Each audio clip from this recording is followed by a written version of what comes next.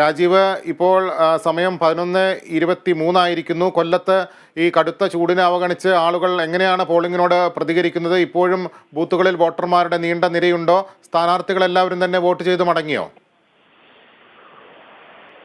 ലതീഷ്, ഈ തെരഞ്ഞെടുപ്പിന്റെ ആവേശത്തിൽ തന്നെയാണ് കൊല്ലം ലോക്സഭാ മണ്ഡലത്തിലെ ഓരോ വോട്ടർമാരും എന്ന് തന്നെ നമുക്ക് പറയേണ്ടി വരും. കാരണം ഓരോ ബൂത്തുകളിലും ഇപ്പോഴും സ്ത്രീകളുടെ തന്നെ നീണ്ട ക്യൂ നമുക്ക് കാണാൻ കഴിയുന്നുണ്ട്. അതോടൊപ്പം തന്നെ പുരുഷന്മാരുടെയും ക്യൂ തന്നെ ഉണ്ട്. നീണ്ട ക്യൂ തന്നെയാണ് പല ബൂത്തുകളിലും ചെന്നപ്പോഴും കാണാൻ സാധിച്ചിട്ടുള്ളത്.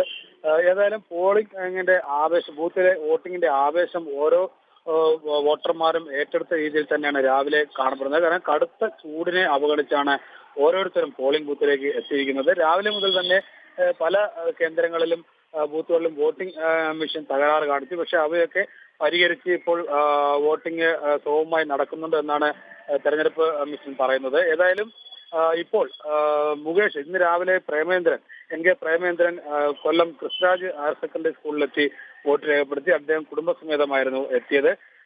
9 മണിയോടുകൂടി MLA ആയ LDF സ്ഥാനാർത്ഥി മുകേഷ് പട്ടത്താനം ഗവൺമെന്റ് SNDP സ്കൂളിലെത്തിയാണ് വോട്ട് രേഖപ്പെടുത്തിയത്. കൃഷ്ണകുമാറിനെ സംബന്ധിച്ച് കൃഷ്ണകുമാർ തിരുവനന്തപുരത്താണ് വോട്ടുള്ളത്. അദ്ദേഹം അവിടെ രാവിലെ വോട്ട് രേഖപ്പെടുത്തിയതിനു ശേഷം ഇന്ന് കൊല്ലത്തേക്ക് മടങ്ങി വരുന്നുണ്ട്.